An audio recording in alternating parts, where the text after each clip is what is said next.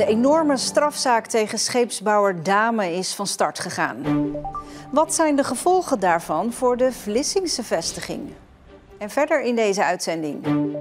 Oekraïners zitten in spanning.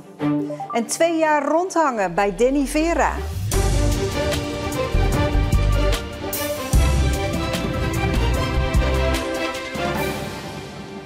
Goedenavond. We beginnen de uitzending met het nieuws dat zojuist bekend is geworden. Burgemeester Erik van Merriënboer van Terneuzen stopt. Reden is dat de meerderheid van de gemeenteraad en 4 wethouders niet achter de komst staan van een asielzoekerscentrum naar het voormalige Neckermann-gebouw in Terneuzen. Terwijl Van Merriënboer zich juist wel altijd hard heeft gemaakt voor die opvang. En hij heeft nu zijn conclusie getrokken. Van Merriënboer was 4,5 jaar burgemeester. De rechtszaak tegen Damen Shipyards is vandaag begonnen. Het moederbedrijf van Damen Naval in Vlissingen. Het bedrijf wordt beschuldigd van omkoping en valsheid in geschriften. Er zou onder tafel met grote geldbedragen zijn geschoven om orders voor de scheepswerf, ook die in Vlissingen, binnen te halen.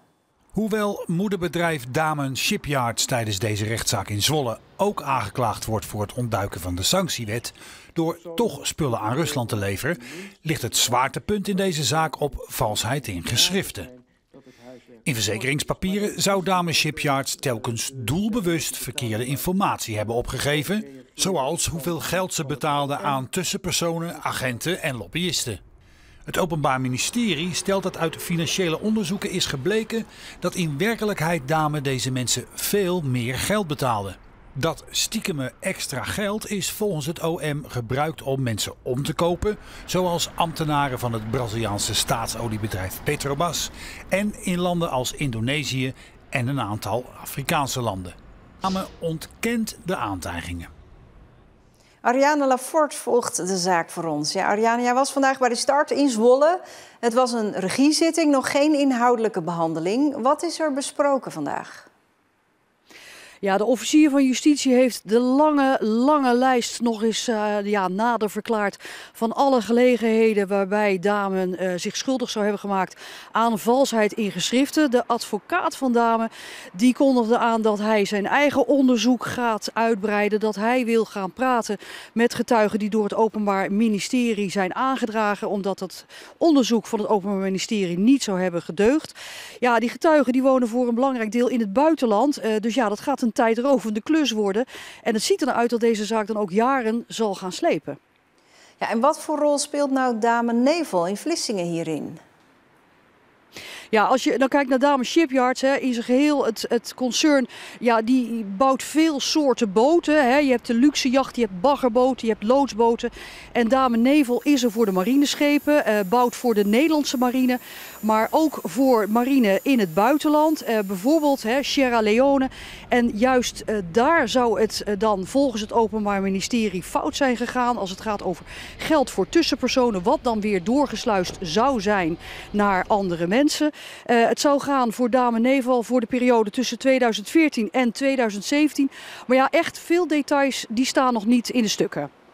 Nee, en wat denk jij, wat kan deze zaak nou voor die Vlissingse vestiging betekenen? Ja, de zaak komt natuurlijk een beetje op een precair moment in die zin dat de Nederlandse overheid heel veel schepen heeft besteld. Marineschepen heeft besteld bij Damen. Mocht je toch schuldig bevonden worden aan valsheid in geschriften of omkoping, ja, dan word je buitengesloten van overheidsopdrachten. Maar is Damen natuurlijk absoluut nog niet schuldig bevonden. Ik bedoel, maar we moeten nog aan de rechtszaak beginnen. Maar ja, we spreken toch met mensen hier die hier werken, die niet voor de camera of de microfoon willen. En die toch aangeven dat ze zich zorgen maken dat Damen, of dat liever gezegd, de overheid wel misschien uit voorzorg latere opdrachten toch gaat opschorten. Een wandeling die aandacht vraagt voor geweld tegen vrouwen. In de Oostburg is een speciale route uitgezet met QR-bordjes die je kunt scannen. Dan krijg je korte video's te zien of vragen om over na te denken. Allemaal gericht op dat thema. Wij willen aandacht voor geweld tegen vrouwen. En niet alleen geweld op straat, maar ook vrouwen die thuis met geweld te maken hebben. De wandeling is onderdeel van de wereldwijde campagne Orange the World, waarbij de kleur oranje staat voor een nieuwe dageraad. Het is echt heel erg nodig. 1 op de 3 vrouwen maakt nog steeds geweld mee. En ik vind het heel erg belangrijk dat we ons blijven uitspreken als vrouwen, maar ook dat alle andere mensen op de hele wereld zich gaan uitspreken hiervoor. Er worden de komende weken allerlei dingen georganiseerd in het kader van Orange the World. Het meest opvallende, gebouwen die oranje verlicht worden, zoals het provinciehuis en de bibliotheek in Middelburg. Nu Europa een tegenvoorstel heeft gedaan voor het Amerikaanse vredesplan voor Oekraïne, kijken Oekraïense vluchtelingen, zoals hier in Zierikzee, gespannen mee. Voor hen zijn de voorstellen geen abstracte punten, maar beslissingen die hun families raken. Bij deze 28 punten stond ook dat Oekraïne wel moet alle bezette gebieden naar Rusland gegeven. Zouden jullie dat kunnen accepteren als jullie de grond die nu in handen van Rusland is weg moeten geven? Nee, absoluut niet. Dat is ongelooflijk. Voor Olena is de situatie extra lastig omdat haar ouders in een bezet stukje Oekraïne wonen. De bedoeling is dat nu mijn ouders, wie hele leven in Oekraïne gewoond, dit is 1 stuk van Rusland dan. Dat is niet te doen voor ons. Vind je dat Zelensky het goed doet? Als niet Zelensky, denk ik, dan misschien Oekraïne, dat was super snel gewoon Rusland geworden, zeg maar. 2 jaar lang werd Danny Vera op de voet gevolgd door schrijver Nando Boers. Het resultaat, het boek Here We Go. Bijna 450 pagina's dik. Boers sprak de zanger vaak, bezocht tientallen optredens, reisde mee en hing in kleedkamers rond. Het idee is begonnen nadat ik met een aantal projecten was ik klaar met heb ik over wielrennen geschreven. Ik wilde iets over muziek gaan doen. En toen dacht ik, nou, een nummer van Madonna heb ik niet. Weet je wel, Taylor Swift neemt niet op. Wie in Nederland zou ik interessant vinden om tijd mee door te brengen om een boek over te maken? En toen ging ik nadenken over wie heeft nou eigenlijk de laatste evergreen, was het woord dat bij mij opkwam. En toen dacht ik, volgens mij is dat die gozer die Rollercoaster heeft geschreven en gezongen.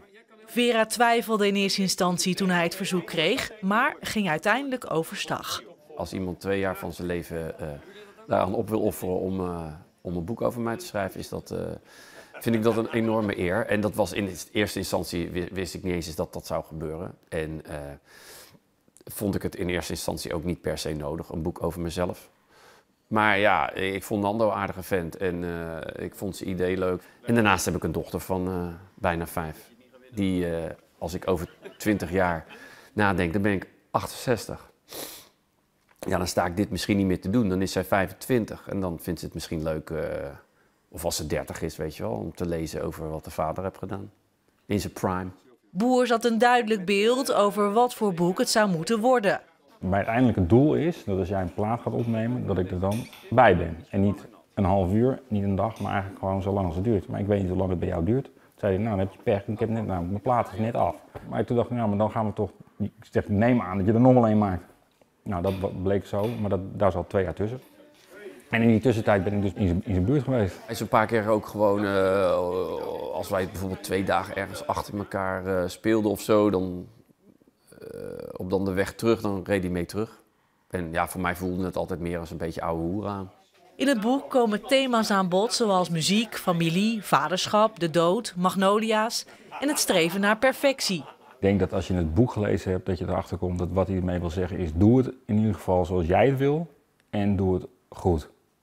En anders doe het niet. Het eerste stuk van het boek gaat voornamelijk over mijn verleden en er komen nog wat vrienden aan het woord en al dat soort dingen. En dan lees je toch wel dat je gewoon een hele weg hebt afgelegd, zonder dat je het misschien in de gaten hebt gehad. En, het eerste stuk van het boek was voor mij echt een jongensboek. Dat ik las echt gewoon van, fuck, dit is mijn leven, wat raar eigenlijk, weet je wel. Dus dat is best wel gek als je dat over jezelf leest. Dus ik heb daarbij gehuild en gelachen, dus dat was leuk. Voor het eerst sinds jaren speelt er geen Zeeuwse zaalvoetbalvereniging op het hoogste niveau in de eredivisie. Toch zat Sporthal de Baskensburg vrijdagavond stampvol voor de eerste derby tussen 2 nieuwe rivalen, Groene Ster Vlissingen en ZVV Middelburg. Die spelen allebei in de eerste divisie, willen dolgraag omhoog, maar dat zal niet makkelijk worden. De gedachten gaan vrijdagavond terug naar een jaar of 10 geleden. Heel Zeeland lijkt dan getuige te willen zijn van de opmars van Groene Ster naar de eredivisie. Die tijden liggen inmiddels ver achter ons, maar Groene Ster trekt toch weer eens een volle zaal. Nou ja, ik denk dat het sowieso goed is dat zij ook zijn gestart, omdat in het verleden was het Zeeuwse zaalvoetbal veel groter. Je had bijvoorbeeld FM Saranang uit Goes, ook een goede ploeg. Je had Schouwse Boys, hè? Je had Morris uit Terneuzen. Dus toen was er in de regio veel meer aandacht voor het zaalvoetbal. Ik denk dat het sowieso wel goed is dat er een extra vereniging bij is gekomen. Die vereniging heet ZVV Middelburg, bestaat pas 5 jaar en treft voor het eerst de club die jarenlang alleen aan de top van het Zeeuwse zaalvoetbal stond. Het is een veelzeggende mijlpaal, vindt een van de oprichters. Ja, dat we behoorlijk wat stappen hebben gemaakt in korte tijd. Ik denk ook een mooi affiche. We hadden natuurlijk liever gezien dat we dat in de eredivisie ooit op een dag konden doen.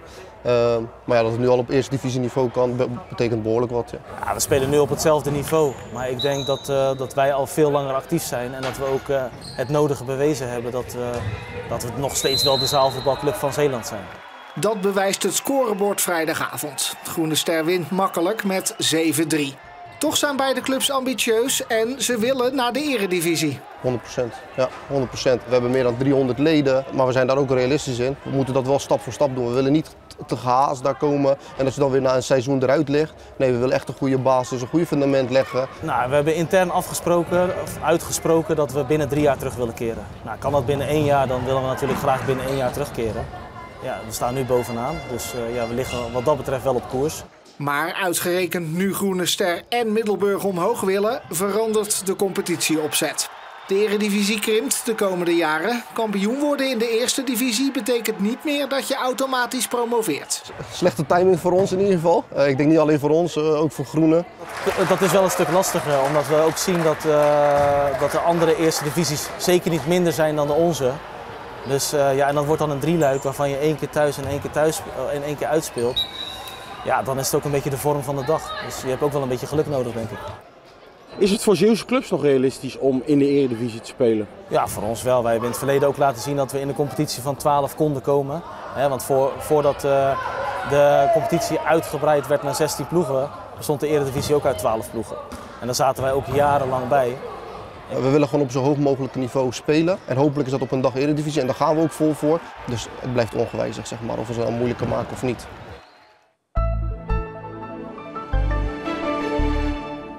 Vanmorgen viel hier en daar een buitje. In de loop van de middag ging het steviger regenen. Het werd 7 à 8 graden. Ook morgen af en toe regen en een stevige noordenwind die het kouder laat aanvoelen dan het is. En meer over het weer hoor je zometeen van Jules. Meer op onze website over het vertrek van burgemeester Erik van Merrienboer van Terneuzen. Een hele fijne avond.